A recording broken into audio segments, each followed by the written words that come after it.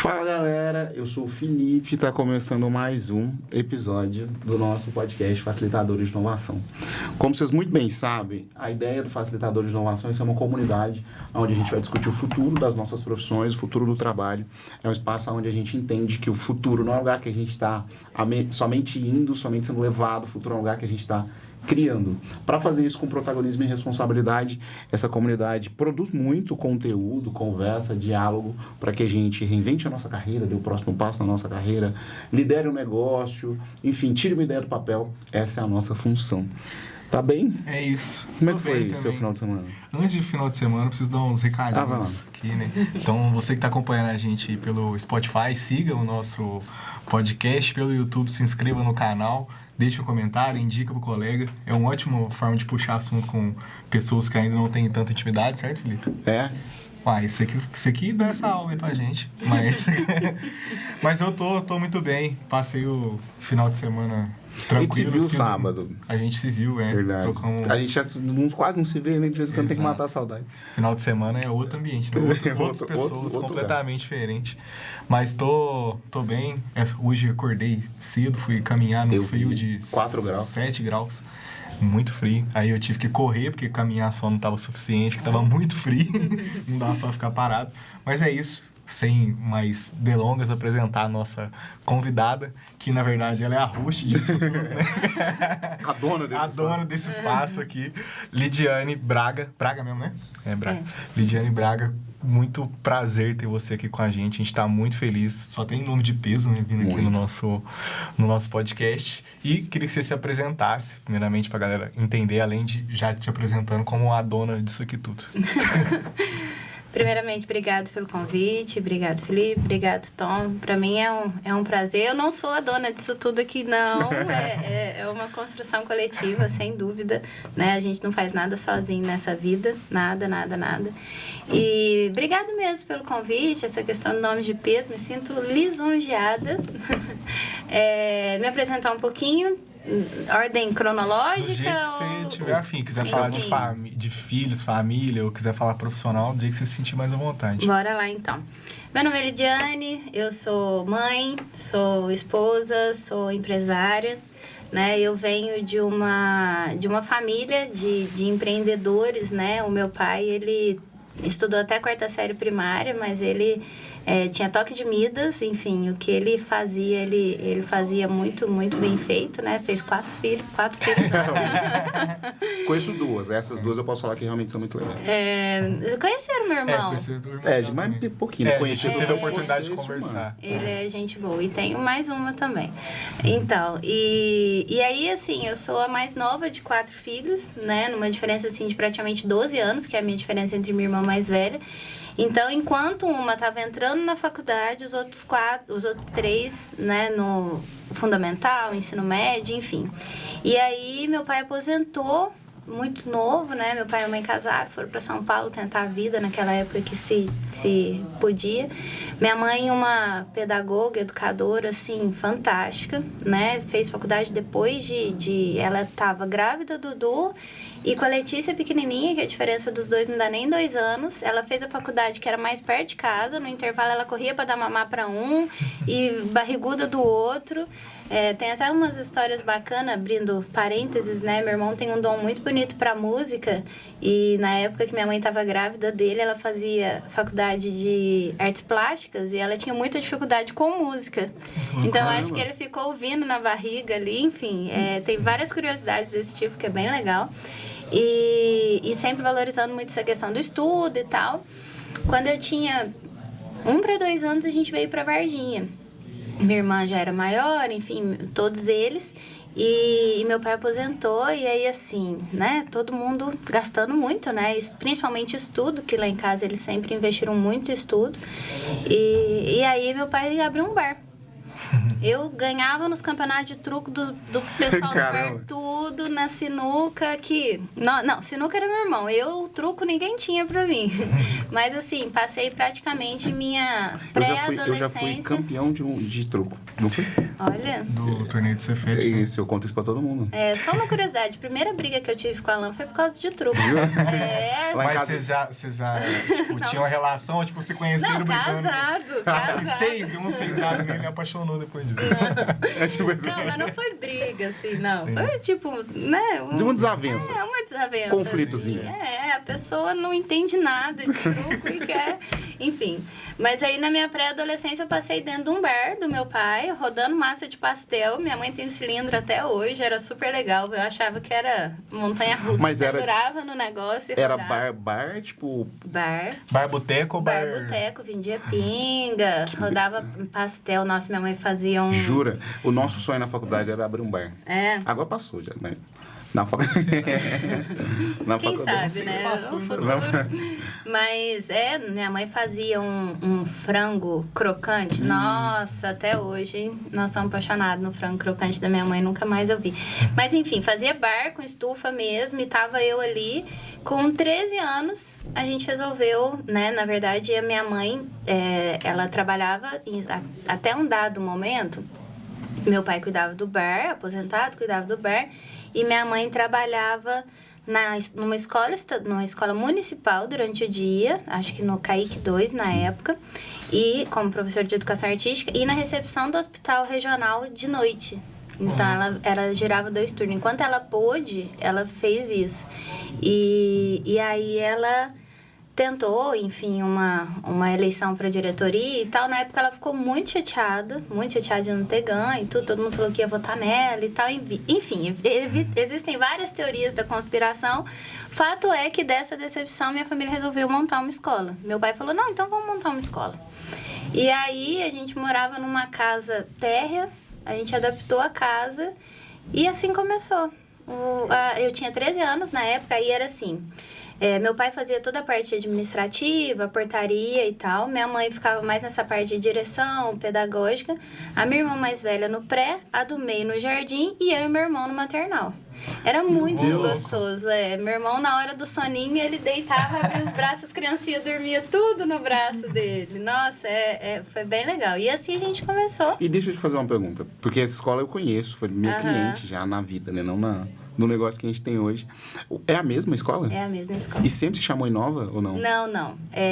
Até então, era Caminhos Dourados. Chamava Caminhos Dourados. Aí, eu fui fazer ensino médio, eu fazia o científico, que eles chamam científico de manhã, trabalhava na escola à tarde, que já era o estágio, e o magistério à noite. Até meu irmão fez magistério, todo mundo lá em casa fez. Que legal, hein? E aí, eu formei e fui fazer educação física. Dei aula de educação física na rua, porque era uma rua sem saída, enfim. Depois eu conto. E é no mesmo lugar que é hoje? Não. Aí o lugar depois a gente construiu. Até então, é na casa que minha mãe mora hoje, a entendi. escola. Era a nossa casa mesmo. Qual que é o nome da sua mãe? Maria de Fátima. Que legal. Pequenininha, assim, gente. É a pessoa mais bondosa que eu conheço. Ela é fora de base, assim. É super do bem. Ela tem hora que dá até raiva de tão boa que ela é. Falta ódio. Falta ódio. Mas, enfim, o contrário de ódio não é amor, né? De amor não é ódio, é indiferença. Então, acho que não falta ódio, não. Falta indiferença pra ela.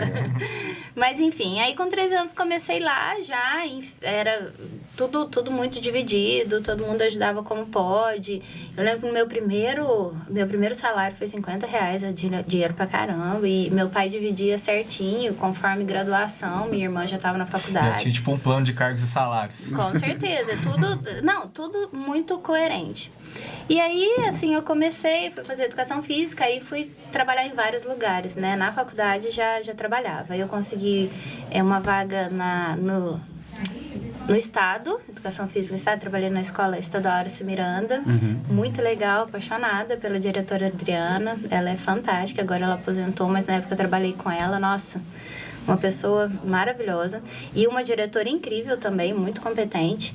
E eu fazia lá como eventual, né? Porque eu não era concursada, então sempre que precisava, férias, tal, tava a Lidiane lá. Eu fiquei lá, o tempo todo eu fiquei lá, nunca deixei de ser eventual lá.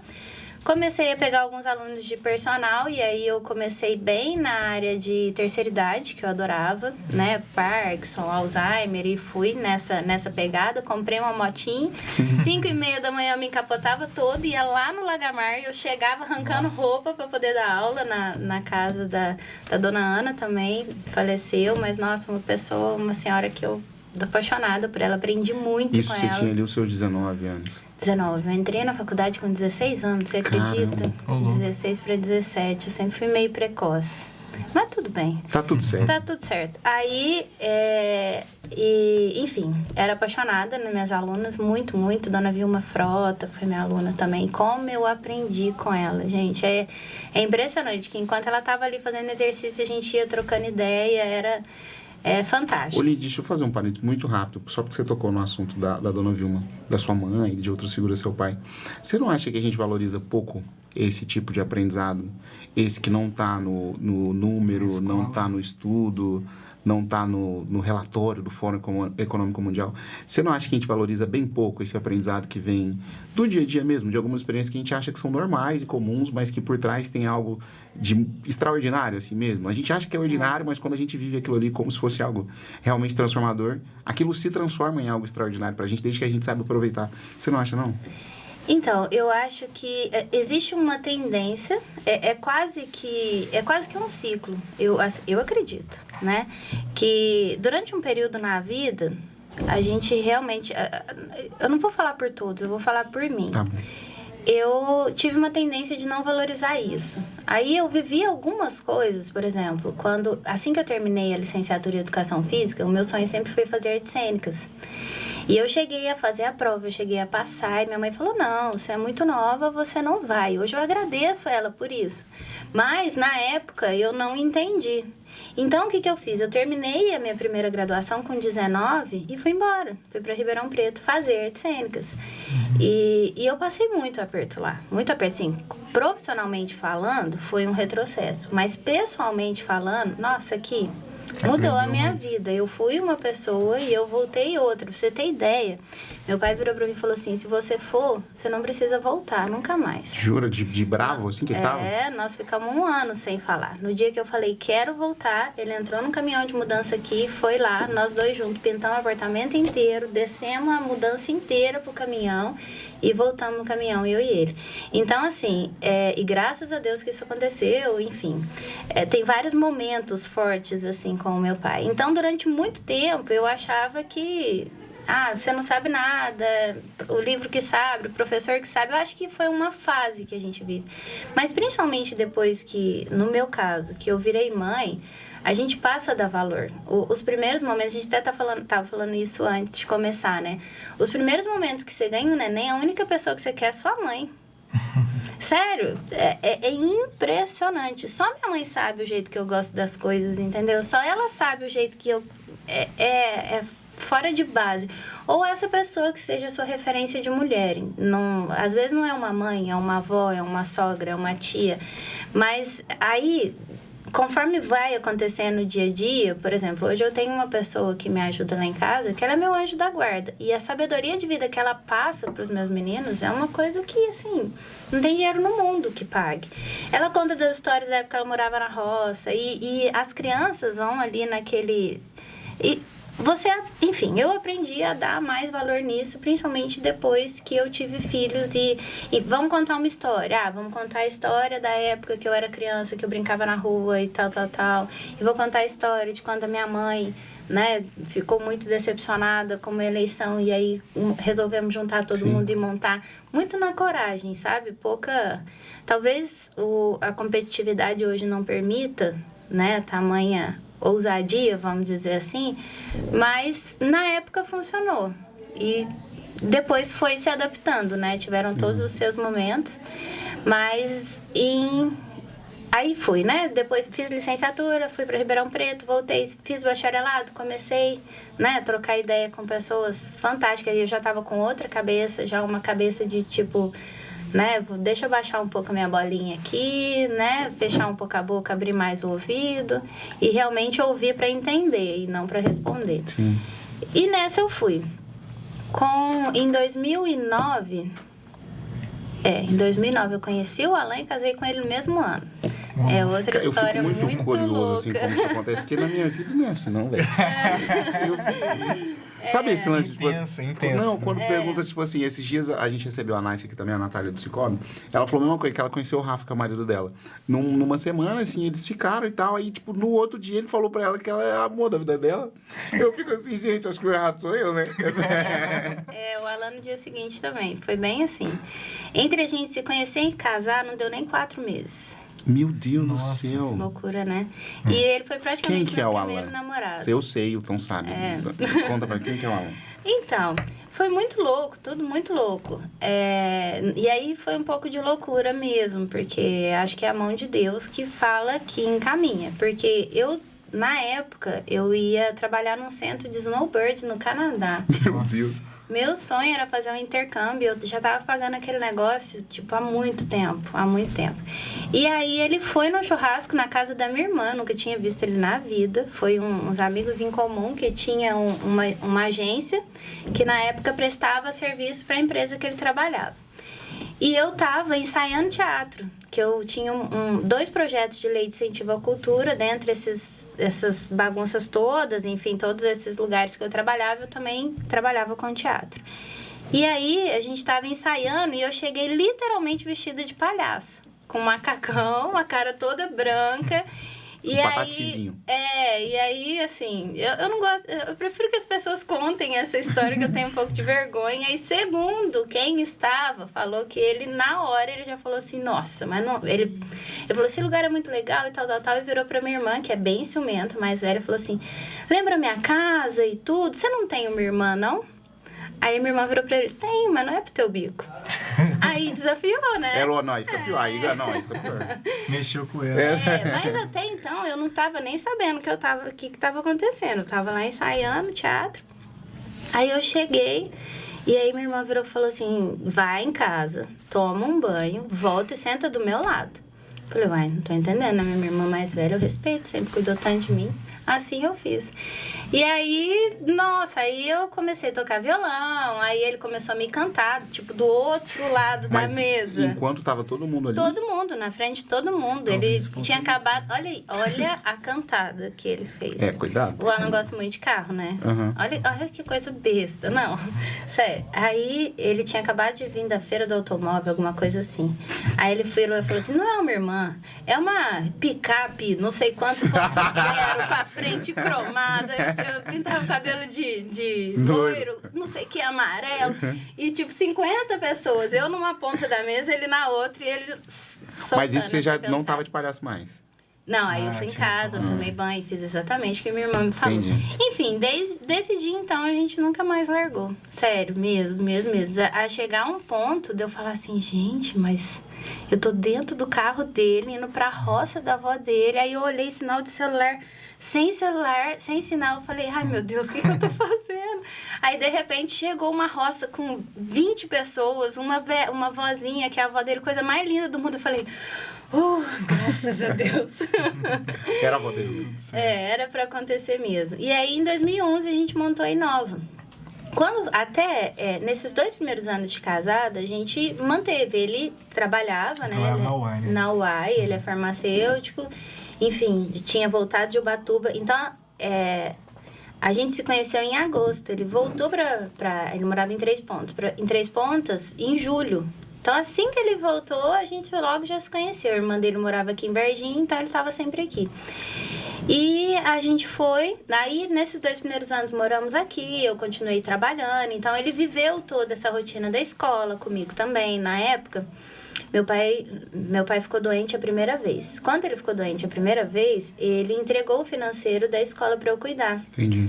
E eu me lembro muito bem que ele me entregou uma caixinha que ele mesmo fez, que ele era soldador. Ele fez uma caixinha de metal azul com cadeadinho.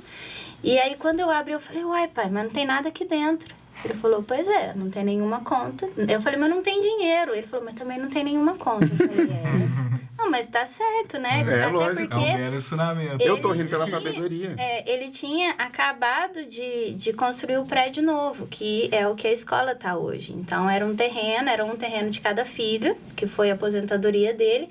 E nesse terreno, construiu a escola. A escola é grande hoje, tem quadra, tem piscina, tem um espaço enorme de educação infantil, já tem até ensino médio. Não tinha tudo isso na época. Na época tinha, eu acho que até o 4º ano. E tinha acabado de fazer um mega investimento lá, né? E ele me entregou a caixinha. Foi até simbólico. Essa caixinha existe até hoje lá na casa da minha mãe. Porque É a caixinha do meu pai e o chapéu do meu avô. A gente vê um monte de negócio, por isso que eu perguntei esse lance do seu pai. A gente vê muitos negócios que crescem com base em alavancagem. Tá tudo certo, né? Tipo, muitos negócios funcionam assim, até, enfim, passar para o próximo nível e tal. E o seu pai construiu um negócio sólido, muito bem feito, que teve o seu legado, tem o seu legado, com base principalmente em inteligência, né? E você falando essa questão de alavancagem, é o que a gente tem na Inova até hoje. Tudo que a gente faz, a gente está terminando uma reforma agora, é dinheiro nosso. Sabe como é que isso chama? É dinheiro da empresa, bonitinho, não é nosso. Se a gente fosse falar um inglês necessário, bootstrapping. Essa é nova. Porque aí vem de palestra. Fale mais sobre isso. Mas é quando você funciona com seus próprios recursos, sejam ele capital financeiro, qualquer outro. E assim, desde sempre meu pai me ensinou isso. Ele, na época eu queria comprar um carro, ele pegou e falou assim, mas você tem dinheiro para comprar um carro? Eu falei, não. Ele falou, não, então compra uma moto. Você tem dinheiro para comprar uma moto? Não. Vai de bicicleta. Eu falei, não, mas eu tô com medo. Olha essas pernas que Deus te deu aí, vai andando. O que você tem, né? Então, assim, lá em casa a gente sempre fez muitas coisas assim, bem planejadas. E o Alan já veio de outra educação financeira. Então, acho que a gente se equilibrou bem, né? Tanto que ele fala que ele é PowerPoint, eu sou Excel. É por causa disso. No começo da rede, eu era financeiro. E aí ele ficou doente a primeira vez, a gente assumiu, enfim. Na época... Se não me engano, minha irmã mais velha tinha acabado de ganhar o meu afilhado, que é o Gabriel. Então, ela não estava tanto. Aí, foi mais eu e a Letícia. Aí, depois da segunda vez que ele ficou doente, que ele veio a falecer, aí eu já estava na Inova.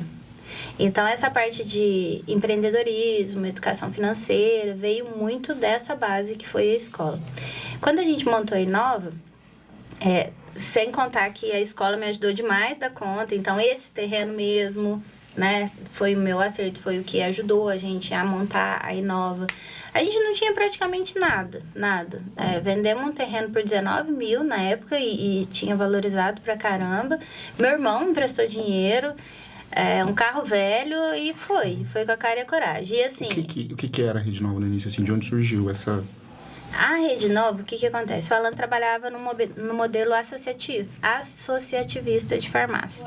E ele já tinha estudado franquias. Ele foi na BF, estudou franquias e tal. E ele pensou o seguinte: a associação, tudo é resolvido por assembleia. E na assembleia, às vezes, as coisas podem ficar morosas. Às vezes? Toda vez. Acaba ficando. Porque, assim, e muitas vezes quando envolve interesse pessoal da diretoria. Sim. Você quer aprovar um cartão de crédito para usar, uma bandeira para se usar na associação. Aí tem alguém da diretoria que tem uma financeira. É só um exemplo. E aí, essa financeira dele não consegue ter a taxa do cartão que o gestor está apresentando. Ele não deixa. Mas ele também não deixa o cartão ser aprovado, porque ele tem uma financeira. Como que a minha associação vai fazer negócio com outro? Mas ele não consegue bancar a taxa. Então, acaba que fica aquele entrave que o trem não anda. Aí, a gente falou, tá, mas a franquia mesmo, a franquia... Boticário, Cacau Show, ela tem toda uma questão de dar retorno no investimento, de tanto tempo, enfim. O capital inicial é alto, né? Sim, as franquias sérias têm toda uma limitação. É que acaba que tiveram alguns desvios aí, né, quando se trata de franquia. Mas tem uma padronização muito grande, então precisa de um investimento muito alto inicial da franquia, do franqueador também, porque você monta uma franquia minha. E em 3 anos eu falo que você chega no seu ponto de equilíbrio. Você não chegou, eu tenho 2 opções. Ou eu injeto dinheiro no teu negócio, ou eu compro ele de volta. Entendeu? Existe isso? Tem retorno sobre investimento. Eu sei que tipo, eles prometem, né? Ali 3 a 5 anos é uma média, assim. Se não atinge, por qualquer que seja a variável, você é obrigado a comprar de novo ou a investir? Você tem que, de alguma forma, dar um respaldo, compensar se ele fizer tudo certo. É claro que, assim... nesses 3 anos, suponhamos que eu vendi a franquia pro Tom. Nesses 3 anos, eu falei para ele investir em polivitamínico e ele investiu em outra coisa. Aí, de certa forma, o contrato já quebrou. entendeu? Mas se ele fizer tudo certinho, conforme a franqueadora indicou, inclusive a cor, a paleta de cor, o ponto, o estoque, tudo, no contrato, vamos dizer assim, como que chama uma coisa que não é ideal, é o contrato base, né? Se você seguir todas as bases contratuais ali, a franqueadora tem que assumir esse compromisso também.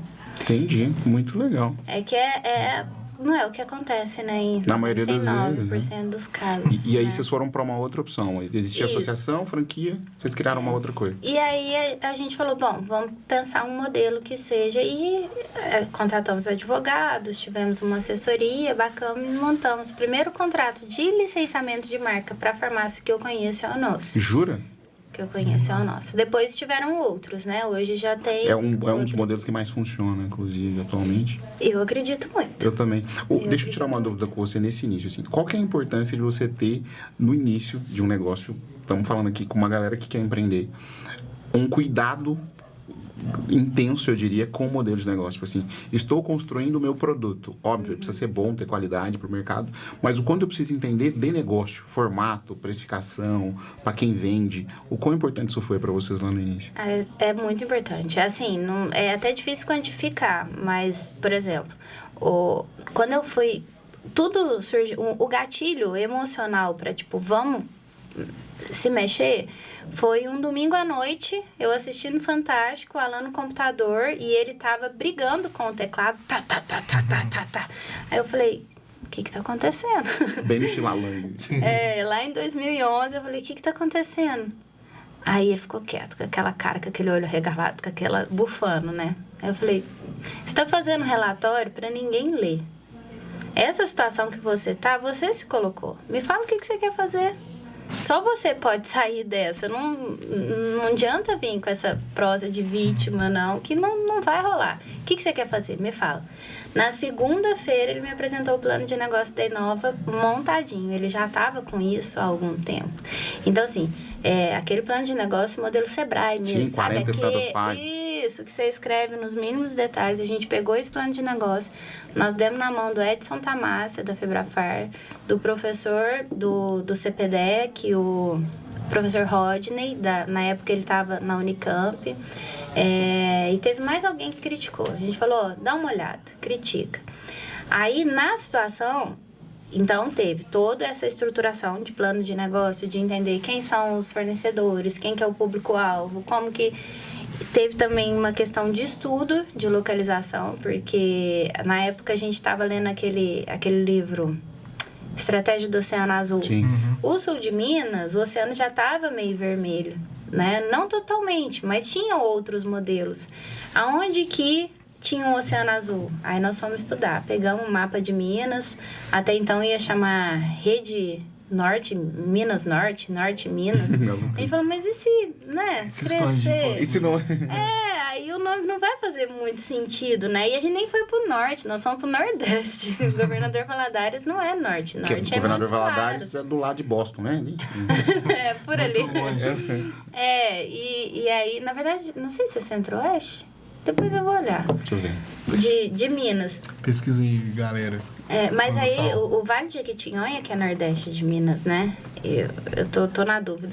Mas a gente olhou, foi para essa região, escolhemos Valadares estrategicamente pela distância de Ipatinga, de Teófilo Otoni, de Montes Claros mesmo, até de BH, né? Que ficava um pouquinho mais longe. E aí? Achou? Não, tá sudeste do país, deixa eu ver. Isso aí nós já sabemos, Google. Mesma região do Vale do Rio Doce. Também não respondeu. É porque no Minas Gerais não divide assim, né? O Governador Valadares, qual região de MG? Que tipo é triângulo, Vale de Jequitinhonha, divide diferente, né? O Vale do Rio Doce... não vai falar, não. Não divide assim. Eles falam muito a questão do Vale do Rio Doce. Mas assim... A gente não sabia que existia uma Minas Gerais tão grande, né? E quanto mais você sobe, mais diferente fica. Minas Gerais é um país, gente. Nossa, é impressionante. Aqui no sul de Minas, você anda 100 quilômetros, passou em 3, 4 cidades. Lá, você anda 100 quilômetros, você não chegou a lugar nenhum, não tem nem banheiro.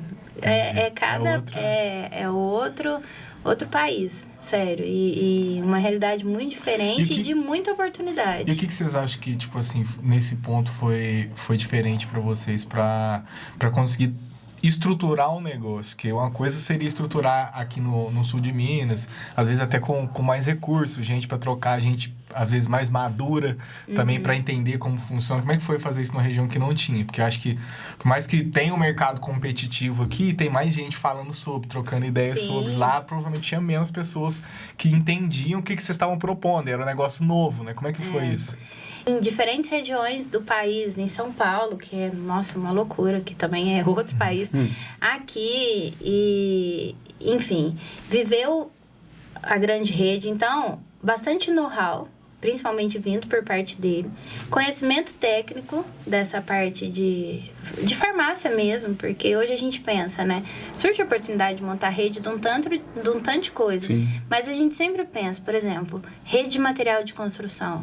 Nossa, o nosso contador lá de Valadares, ele falou, por que vocês não montam uma rede de material de construção? Nossa, eu faço contabilidade aqui, quase fico doido. Mas quem que tem essa vivência, entendeu? Eu acho, então, que foi isso. Todo esse conhecimento de sola mesmo, de gastar sola, de entregar remédio, de limpar banheiro, de atender no balcão, vindo principalmente dele, junto com essa parte de estudar, de escrever um bom plano de negócio, de ter humildade de mandar para as pessoas, deixarem elas criticarem sem filtro mesmo. Vocês não conhecem nada lá em cima, vocês nunca foram lá, vocês estão achando que é igual aqui, vai lá, faz uma imersão, entende o que é. Um apoio muito grande da família, porque meu pai, na época, ele pegou e falou assim, olha, vocês têm para onde voltar. E eu falei para ele, pro Alan, né, se tudo der errado, eu volto para a sala de aula feliz, muito feliz, porque eu tenho o privilégio de, durante toda a minha trajetória profissional, eu sempre fiz o que eu amo. Seja dar aula, seja empreender. Até quando eu trabalhava com financeiro, acho que a minha maior dificuldade foi a cobrança de tudo que eu fiz. Mas eu sabia que eu tinha que fazer. Eu falava para ela, eu sou péssima vendedora, eu vendo muito mal. E a rede eu vendo super bem. Eu acho que como eu sou uma consumidora, eu não sou muito consumista, então eu só compro aquilo que eu vendo. E como eu compraria a rede hoje, se eu fosse montar uma farmácia, eu nunca montaria sem ser Rede Nova, mesmo, né, se eu não fosse uma das fundadoras da Rede Nova, eu vendo a rede super bem. Eu acho que é isso, não é que eu sou tão péssima vendedora assim, mas eu só vendo aquilo que eu compro. Eu queria levar a conversa para um outro lado agora, puxando esse gancho. Você vende super bem, tipo, para fora é uma coisa. Como é que é vender isso para dentro? Para poder atrair os talentos, para tipo, manter a galera engajada, porque assim, vocês já estão, né, num patamar muito grande e, pelo que eu entendo, vocês desejam aumentar esse alcance, crescer. Como é que vende esse espírito internamente também? Isso é um desafio muito grande, assim, muito grande mesmo. E quando essa questão de Valadares, só fazendo um paralelo, o primeiro processo seletivo que eu fiz lá, eu não tive candidato. E eu contratei uma menina numa papelaria. Ela estava tirando xerox do currículo dela. Hoje a gente nem tira o xerox de currículo mais, né? A gente manda pro WhatsApp. O xerox? Ela estava tirando xerox de currículo. E eu estava imprimindo o contrato da rede. Como é que chama o processo de tirar xerox? Xerox é a empresa, né? Como é que chama o... Fotocópia. Ela estava tirando fotocópia. E aí a gente se conheceu ali, trocamos uma ideia e ela... As capacidades comportamentais ela tinha todas, mas as técnicas a gente foi desenvolvendo. Aqui em Varginha, o primeiro processo seletivo que eu abri, apareceram 1.500 currículos no primeiro. Então, assim, realmente outro país, né? E cada um com seus prós e seus contras. E tudo bem, a gente tem que estar preparado para isso. Essa coisa do vender, aí falando, porque eu acredito em... Depois eu vou falar quantos passos, né? Mas que o processo seletivo, ele não começa no processo seletivo, ele começa antes.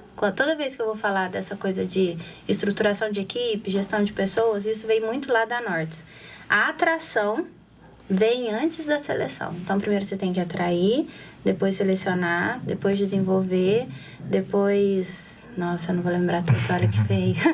Eu acho que são 5 passos. O importante é que você está fazendo. Depois vocês dão um Google aí no Nortus, estruturação de equipes. Tá bom. a atração vem antes. Então, tem muito essa coisa das pessoas que não são rede nova, de olhar o que acontece aqui dentro e falar, putz, eu quero trabalhar lá. Porque, fazendo um paralelo isso com o que todo mundo fala, cabeça do dono, né? Cabeça de dono, todo mundo quer ter cabeça de dono na equipe. Só que o intraempreendedor, ele só é intraempreendedor se ele estiver extremamente alinhado com o propósito da empresa. E como que eu vou estar alinhado com o propósito da empresa? Eu nem sei qual empresa que é, falando de atração. Então, é muito importante também a gente comunicar. Teve uma vez que eu tive uma conversa com a minha irmã muito... eu vou explicar. Ela sempre teve projetos. Por exemplo, o 6º ano, eles fazem docinho e leva lá na oncologia. Que coordena a escola hoje. Ela é a dona hoje. O 6º ano faz docinho para oncologia. O 7º ano tem uma turminha que tem dom para música, eles fazem roda de violão na FUVAI. Aí o 8º ano vai no asilo colorir mandala com as velhinhas. O 9º ano, entendeu? Ela sempre tem... pica legumes no sopão da igreja. Ela sempre tem esses projetos, mas ela acha que não pode divulgar. E aí, porque ela fala, mas não é o tipo de coisa que a gente faz para mostrar e tudo. Eu falei, mas não é uma questão de fazer para mostrar. É uma questão de, por exemplo, eu que sou mãe, né, que tenho um filho, eu vou procurar uma escola que esteja com valores alinhados. Que ensina sobre a vida também, né? Exatamente, que tem esse tipo de coisa. É lógico que a gente tem que respeitar, não postar foto e tal, mas é legal falar sobre isso. Você devia conhecer, é uma escola muito legal, realmente. Eu só de eu falar, mas nunca... E ela falou assim, não, mas isso é muito da questão da religião católica, de o que uma mão da outra não pode ver e tal. Mas... pessoa física, ok, mas se falando de pessoa jurídica, é bacana a gente divulgar essas coisas, porque o contrário, infelizmente, ele judia demais. Eu já contratei pessoas que falavam assim, você trabalha, que veio, né, de outras empresas, no qual, infelizmente, isso ainda existe no Brasil. Muito, muito, muito. Fala assim, você trabalha pra mim porque você é burra, você não consegue fazer outra coisa.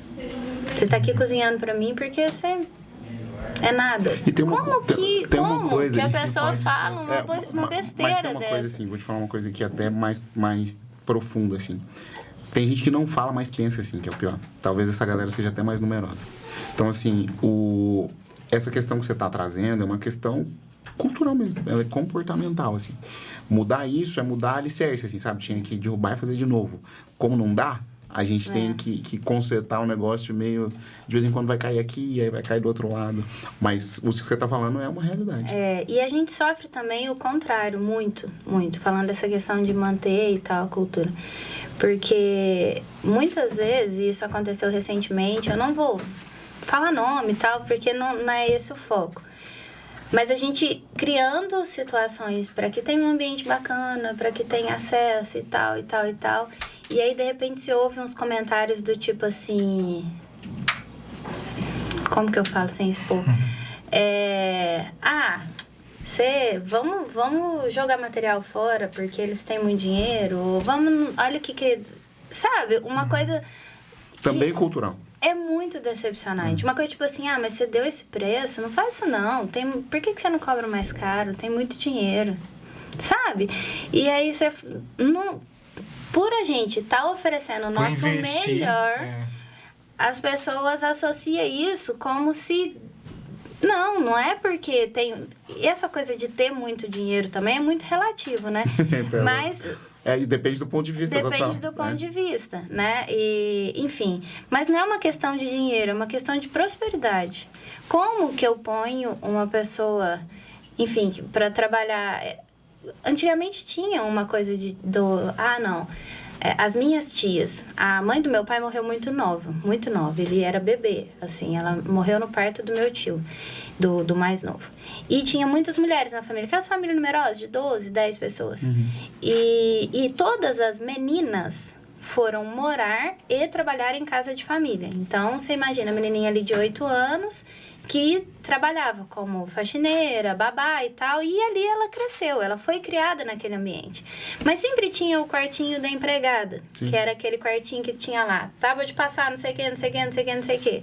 O Cortella fala isso, né? Não vou dizer que elas... Eu não sei exatamente o que elas viveram, mas na minha cabeça, eu acredito que se passava por isso.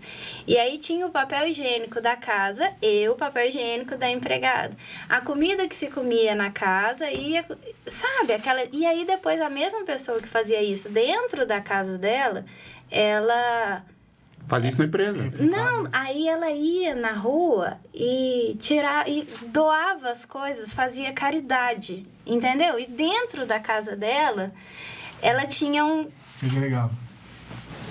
Essa realidade eu acredito que não exista mais. Existe muito. Muito. Mas eu imagino que as minhas tias viveram muito isso, sabe? Porque elas perderam a mãe muito nova e aí todas foram... Enfim, algumas delas ainda são vivas e pelo que eu escuto das histórias, viveu muito isso. Então, pra mim, não faz... E aí eu tô falando como Lidiane, mas é a senhora nova.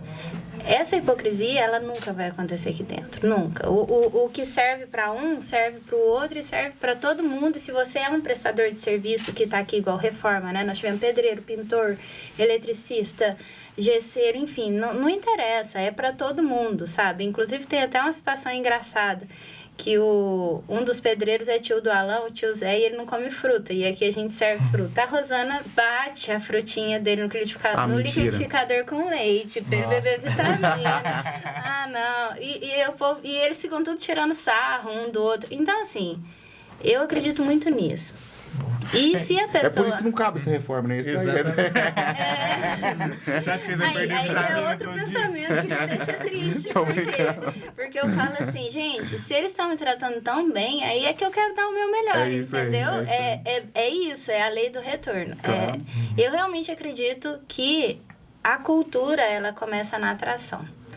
E às vezes não é 100% do tempo que as pessoas vão estar motivadas, enfim, não é todo mundo que está aqui que ama de paixão, mas existem pessoas, porque também é o momento de vida de cada um, né? Às vezes a gente passa por uma situação e só depois que a situação muda, você fala, putz, eu era feliz e não sabia, né? Não tô falando que a gente é perfeito, lindo, não, maravilhoso, enfim, o trabalho ele acontece, a meta ela tem que ser cumprida, a empresa tem que dar resultado, não é isso, mas a gente tenta fazer isso de uma forma leve, de uma forma gostosa, de uma forma, né, que todo mundo esteja igual. É isso. E não vou dizer que todo mundo que está aqui dentro tem essa real consciência, até porque é o momento de vida de cada um e tudo bem. É a mesma coisa com o cliente. O cliente, a gente tem 15 ferramentas para oferecer para ele. Só que hoje, talvez, ele precisa só de uma. E a gente tem que respeitar o momento de cada um. O momento empresarial, o momento pessoa física, o momento profissional. Enfim, mas é isso. Mas eu acredito que esse é o legado, né? Legal. Muito bom. Deixa eu te perguntar uma coisa. Eu queria que você citasse um momento muito ruim nesses últimos 12 anos de Rede Nova. Tipo assim, quando vocês acharam, cara, não vai dar mais. E um momento que vocês falaram, não, realmente a gente está no caminho certo. Porque hoje a Rede Nova tem seus 650 licenciados, tem quase 70 colaboradores. 60 colaboradores. É uma empresa que tem vários outros negócios que saem desse ecossistema que vocês estão construindo. Vocês têm sucesso. E eu não estou falando só desse que a gente mede com as réguas do mundo, não. Estou falando do nosso. Do jeito que a gente mede sucesso. Por vários motivos que, enfim, a gente já conversou. Mas, provavelmente, nesses últimos anos, assim, nessa dezena primeira de vocês, teve uma hora que vocês falaram, agora não vai dar. E acontece isso várias vezes, eu queria só um exemplo. E teve um momento ali que vocês viram que estava virando, assim. Quais foram? Você lembra de cabeça? Tem alguns momentos, né? Eu acho que só uma questão de, tipo, a gente representa muito as farmácias. E se a gente olhar o todo, realmente a gente é grande. Mas a Inova não é uma empresa grande. Falando assim, faturamento, a gente não é grande. Nós somos uma empresa muito próspera. Isso sim, porque a gente consegue... o que roda de negociação no nosso comercial é muito, muito dinheiro, mas esse dinheiro não é da Inova. Claro, é da indústria. Isso. Então, assim, a gente é muito próspero em conexões, né? Mas, enfim, é só essa questão. Mas existiram vários momentos. Eu vou citar um enquanto empresa e um enquanto Lidiane profissional. Lidiane profissional, eu acho que a primeira demissão que eu fiz foi muito difícil. E não porque era a primeira, mas porque foi uma decepção pessoal muito grande. Eu chorei na varanda de casa a noite inteira. 6 horas da manhã eu tomei um banho, pus o uniforme e fui lá fazer a demissão. E foi uma decepção pessoal, porque a pessoa mentiu. Eu durante várias situações, eu pulei na frente e falei não, porque isso não está acontecendo, porque não é. E aí, quando toda a verdade veio à tona, foi muito, muito difícil. Foi muito difícil. Eu acho que a psicóloga até falou que destruiu o meu fantástico mundo de Bob, meio que, né, desmoronou naquele momento. Mas tudo bem, eu precisei desse amadurecimento, tanto que eu identifiquei tudo que fez, que doeu tanto, que eu fiz, que fez doer, para que em outras situações eu já tivesse... a culpa é minha, de qualquer forma, né? Seja por não deixar as coisas tão claras, seja por não ter pensado feito todos os combinados como se deveria, entendeu? E, enfim, esse foi o momento mais difícil profissionalmente. E enquanto empresa, eu acredito que no início nós tivemos vários desafios, né? Teve fornecedor que falou, fica 2 anos de pé aí, depois a gente conversa, enfim. Mas a mudança de Valadares para Varginha foi extremamente difícil da sede. Eu falo que a gente meio que começou de novo. E nem foi em 2018, foi em 2019. Porque em 2018 a gente ainda ficou tentando manter. Vocês ficaram muito tempo em Valadares. Vocês têm mais tempo de Valadares que de Varginha nessa conta? Tem. Nessa conta tem. 2011 a 2017. Aí teve o fato, né, do assalto. Sim. Eu tive um assalto em casa e aí eu comecei a ficar desorientada, começava a escurecer, eu ficava... O Alan viajando, eu não sabia para onde ia e tava complicado. Tinha medo de chegar em casa, tinha medo de sair de casa, porque o assaltante entrou lá na minha casa. E eu achava que ele ia voltar. Na minha cabeça, ele foi olhar e ele voltava, né? E nós viemos no Natal, ia ficar até o Réveillon, chegou o dia de voltar, eu falei, não volto. E aí aí teve a questão pessoal também, fui pra dentro da casa da minha mãe, casado, ela teve uma paciência do cão, porque imagina, você já com 2009, 2018, você já quase 10 anos de casado, voltar pra dentro da casa da sogra, com 2 crianças, você vai ver que é vó na vida do pai e da mãe. É a melhor coisa do mundo, mas em determinada situação é a pior também. E aí, voltamos pra dentro da casa da minha mãe, e lá a gente tinha nosso canto, tinha o nosso ritmo, tinha tudo. Enfim, foi muito difícil. Essa parte pessoal. A parte profissional também foi muito difícil, porque a gente tinha uma equipe boa lá. Tenho uma gratidão, um carinho enorme por todo mundo. Desfizeram no time lá? Inicialmente, a nossa intenção, por isso que eu falo, 2018, a gente tentou manter a estrutura lá ainda. Porque o que acontece? Inicialmente, a gente ia trazer o comercial, que já não estava legal lá. Então, o Alan ia assumir o comercial e eu ia assumir a parte que hoje a gente chama de prefeitura, que é administrativa e tal. E aí, a gente ia montar esses 2 times aqui. Essa parte comercial, pessoas com mais experiência e tal, e como aqui no sul de Minas já tinha ex-comprador de farmácia, é um perfil muito interessante para o nosso comercial. E para essa parte administrativa, gente boa com financeiro, enfim. E aí, os anjos, na época, a gente ia manter todo lá. Chegamos a manter o escritório, chegamos a alugar um cowork, mantivemos 4 pessoas de lá. Depois, a gente conseguiu, nós mantemos eles prestando serviço até praticamente a pandemia. Na pandemia que degringolou mesmo. E aí, esses 4... Mas o time lá era bom. Foi um time que a gente foi formando, sabe? O pessoal, desde o início, toda aquela base. Só que a falta da nossa presença diariamente, liderança é muito isso, né? É presença, dia a dia, não adianta. E a gente não tá falando, tipo assim, São Paulo, Campinas, não. Nós estamos falando Varginha, Governador Valadares, né? Tipo... Não, e aí foi difícil. E aí, assim, o Alan saía daqui de Varginha e ia lá em Valadares para demitir. Então, toda vez que ele chegava, o clima já não tava bom. Sabe, já tinha desandado tudo. Pessoas muito boas, mas o ambiente não tava legal mais, sabe? E quando foi a virada, assim? Óbvio, vão ter várias ainda.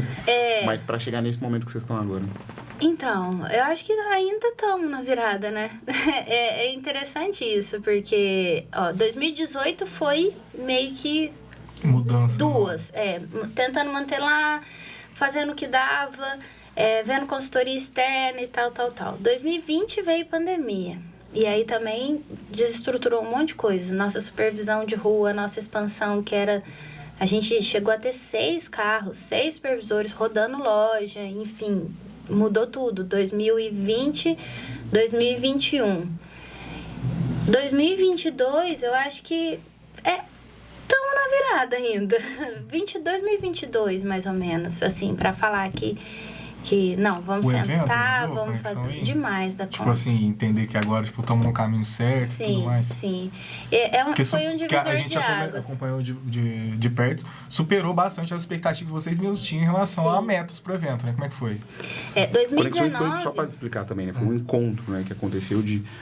Enfim, a maior parte dos licenciados de vocês estavam representados, não estavam todos, mas uma boa parte... Na verdade, você acredita que foi pouco licenciado? O que aconteceu? 2019 foi excelente, maravilhoso.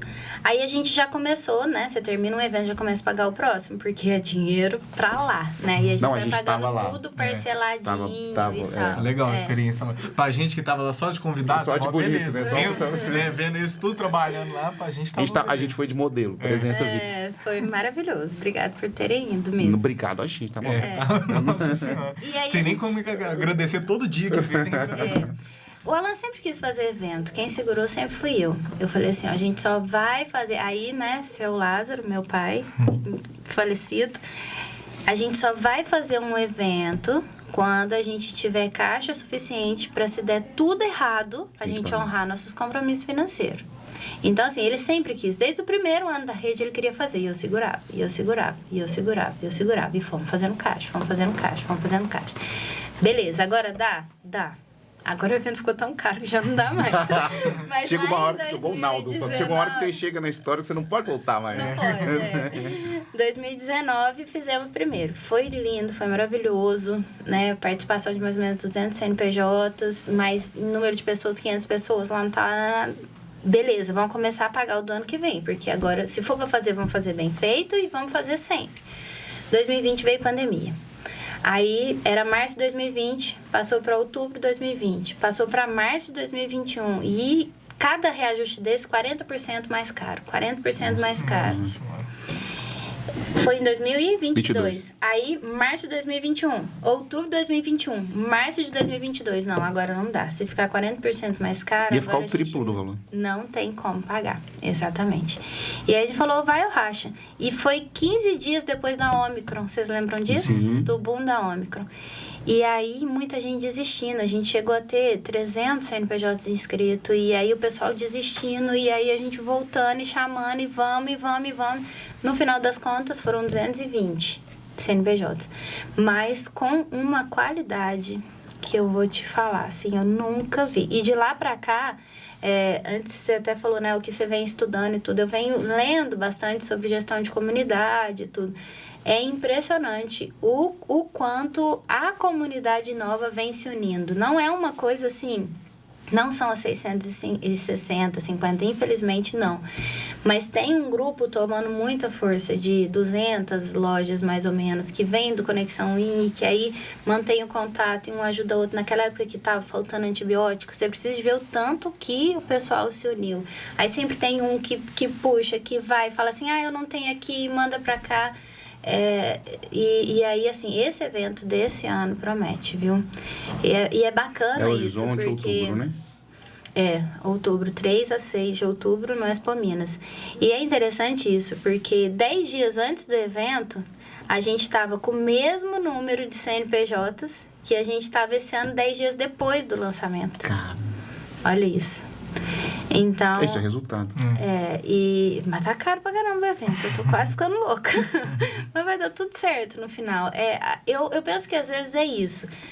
A empresa ela tem que ter uma maturidade financeira para em determinados momentos, igual os dois Conexão IN, Os 2 Conexão In não deu o resultado. O evento, ele é sem fins lucrativos. O nosso contrato, ele já vai falando que todo o dinheiro envolvido, ele vai ser para o evento. Não, a ideia não é dar sobra, mas até hoje a gente sempre teve que pagar a conta, nas 2 primeiras edições.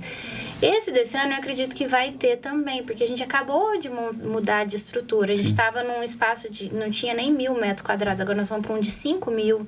Então, só para vocês terem ideia, só de stand, misericórdia, tem stand de 19.000, stand. Então, porque o Minas é gigante, perto do Tauá. É grande, e a gente gosta de fazer um negócio bem feito, viu? E aí, às vezes, você abre mão, não é que abre mão, você investe dinheiro mesmo. Eu fui a gente tá chegando no finzinho, eu fui no Expo Minas uma vez na As Ideias. Eu atendi o pessoal da... eu esqueci a sigla, mas é a Associação Brasileira dos Criadores de Manga Larga Marchador. Que legal. Pouco dinheiro, tá? Quase nada. Assim, perto dessa realidade que a gente está construindo aqui, esquece. E aí eles fizeram na Gameleira, que é do lado, né, do Expo Minas, e pegaram um pedaço do Expo Minas mesmo, assim, tipo... E o evento era gigantesco, eram as maiores marcas do agro, América Latina, tô falando nem Brasil, assim. Só que o que eu vi ali é uma capacidade que a estrutura tem de deixar memória mesmo, assim, sabe? De, tipo, eu lembro de várias coisas, assim, pequenininhas, mas que eu vivi por estar naquele espaço com aquela estrutura. Então, se tem uma coisa que a galera vai levar do Conexão em 2023, assim como foi em 2022, é a experiência. Vocês podem ter certeza, vocês sabem disso melhor do que eu, tá? É legal você falar isso, porque pegando um gancho no que o Tom falou de clima, de cultura, de pessoas, eu li em algum lugar, né? Eu sou péssima de referência, assim, até me desculpa se eu esqueço algum. Mas que, assim, quando você promove um prêmio, falando de motivação de equipe mesmo, né? Apesar de ter toda aquela coisa, não, é de dentro para fora, não é de fora para dentro, mas o que a gente, enquanto pessoas, né? Gente que gosta, o que a gente pode fazer? Normalmente, o prêmio financeiro, principalmente, por que a gente fala Complevit? Paga a comissão do Complevit na sexta-feira, 5 horas da tarde. Porque o pessoal vai querer vender para beber uma cerveja sexta-noite. É lógico. É a coisa do financeiro. Então, assim, o prêmio financeiro, ele dura até você pagar a primeira conta ou gastar o dinheiro. Assim, se é um prêmio, por exemplo, a Localiza fazia muito isso, né? Envolvia a família. Aí o cara trabalhava lá na Localiza e o prêmio do final do ano era aquela geladeira linda de 2 portas. Então a esposa tava de olho na geladeira. Então ela ficava no pé do marido fazendo ele bater meta, entendeu? Já começou a envolver a família. Não, porque é a geladeira do Natal, porque é a geladeira igual os ticket peru de final de ano, né? Que todo mundo ficava esperando o ticket peru do Natal, que era a ceia de Natal da família. Então você já começa a envolver a família. Não é só a cervejinha de sexta-feira, envolver a família. E quando é uma experiência mesmo, né? Que a pessoa viveu igual. Vocês sempre falam do Conexão In, porque é uma experiência. Porque passou pelo sentimento da pessoa. Você teve um momento ali, teve insight, teve a palestra do Gilberto, que é maravilhoso. E aí você escuta algumas coisas e vai criando catarse, e vai tendo empatia aqui. E aí você sente. As experiências relacionadas ao sentir, elas são as que duram. Às vezes a gente lembra, por exemplo, eu trabalhei no SESI. E quando eu comecei, a gente fez um treinamento naquele hotel em frente ao Walter World, lá em Poços de Caldas. Eu lembro que eu andei de pedalinho, sabe? Você começando a tua vida profissional e aí você viveu uma experiência no seu onboarding. Isso muda, isso fica. Você fica, sei lá, eu fiquei pouco tempo lá, mas o tempo que você fica, você tem aquela memória. E entre as pessoas que viveram junto com você, é maravilhoso. Lidiane, a gente vai ter que gravar uma parte 2. Deixa eu te perguntar, qual que é o grande sonho, assim? Eu não queria que você ficasse só na parte Rede Nova, mas eu queria que você falasse pra você, assim, tipo, qual que é para onde você tá indo, você acha? Qual que é o seu próximo passo? Assim, eu tenho meio que um propósito de vida, sabe? Eu sou muito... Primeiro eu penso quem, depois eu penso como. Sempre. Eu acho que as coisas da vida, né? Eu não me considero velha, pelo amor de Deus, olha a idosa falando. Mas o que eu vivi até hoje, ele sempre me trouxe para isso. Primeiro quem, depois como. Então, toda vez que eu penso em empreender... Primeiro quem, depois como. Toda vez que eu penso, vamos fazer uma consultoria? É lógico que sempre vem de uma dor. Primeiro quem, depois como. E é isso que eu tenho meio que como propósito de vida mesmo. E pensar em futuro, eu acho que como mãe, né, eu penso em deixar bons quens para a vida, boas pessoas aí para o mundo, né, para o mundo mesmo. Pensando em Rede Nova, eu acho que é um filho também. Esses me perguntaram, né, mas e se... Sempre tem uma outra especulação, enfim, e se alguém quiser comprar a Rede Nova? Eu falei, bom, se for fazer em 10 anos, for fazer em um ano, que eu levaria 10 anos para fazer, ok, eu quero fazer parte disso. Inclusive, eu mando meu currículo como head de gente de gestão porque eu quero ver isso acontecer. Caso contrário... Mas se acontecer, você vai ter que ficar, eu acho. Caso contrário, tomara, né? Caso contrário, enfim, tem muita oportunidade aqui dentro. Eu vejo como um ecossistema mesmo. Nossa, o Alan, às vezes, ele fica me segurando. Ele fala assim, não apaixona pelas ideias, não, que você é muito apaixonada. Enfim, tem que esperar o momento certo. Tem todo uma questão. Mas sempre pensando assim, quem? E depois a gente pensa como.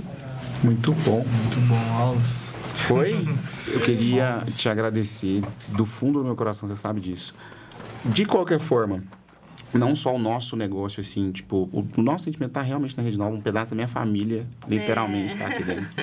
Queria te dizer, assim, de novo, que vocês são uma grande referência que a gente tem pro mercado sul de Minas. A Rede Nova faz muito bem, não só para os licenciados, mas para os lugares que vocês ocupam. Então, vocês são realmente uma fontezinha de boas notícias e de bons exemplos.